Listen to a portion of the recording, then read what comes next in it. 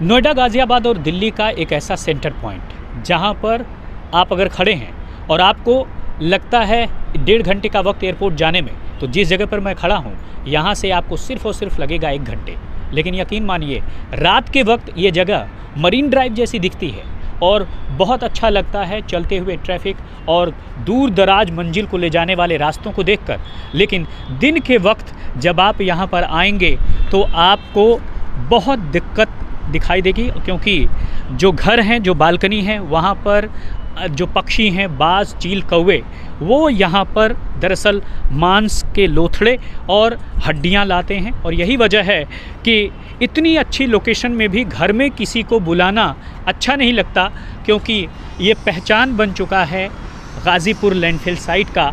और दिन के वक्त ऐसा ही जो लगातार पक्षी मंडराते रहते हैं और उनके हाथ, उनके जो चोंच होती है उसमें हड्डियां होती हैं। और यही वजह है कि जो लोग हैं वह चाहते हैं जल्द से जल्द इस लैंडफिल साइट को ख़त्म किया जाए।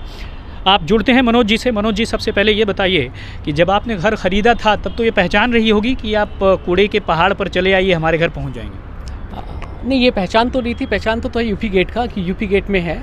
जब हम लोगों ने लिया था घर, ये इस पे ग्रीन बेल्ट डेवलप हो रही थी, तो हमको उम्मीद थी जब 2011-12 में बुक करा था 2-4 साल में पूरी ग्रीन बेल्ट बन जाएगी। बट अनफॉर्चुनेट पार्ट है, वो ग्रीन बेल्ट तो हट गई है।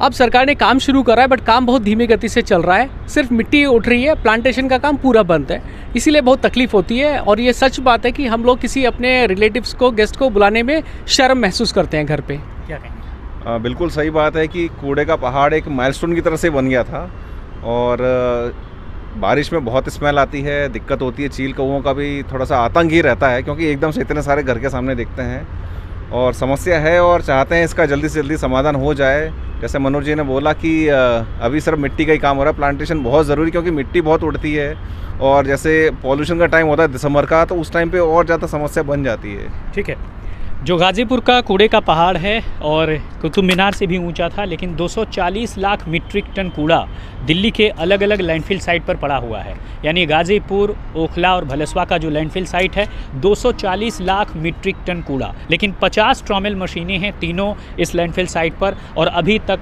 कम कर पाई हैं, सिर्फ 70 लाख मीट्रिक टन कूड़े को कम कर पाई हैं। और आपको जानकर हैरानी होगी कि तकरीबन 3500 मीट्रिक टन फ्रेश कूड़ा हर रोज़ आकर इन लैंडफिल साइट पर गिरता है। सवाल यही है कि आखिरकार ये कूड़े का पहाड़ कब ख़त्म होगा। लेकिन ये कहा जा रहा है कि दिसंबर 2024 तक जो ओखला लैंडफिल साइट है, यानी तीनों कूड़े के पहाड़ में से एक, वह ख़त्म हो जाएगा। अब यहाँ पर गाज़ीपुर लैंडफिल साइट के पास रहने वाले लोग कह रहे हैं कब वो वक्त आएगा जब गाज़ीपुर लैंडफिल साइट का कूड़े का पहाड़ ख़त्म होगा।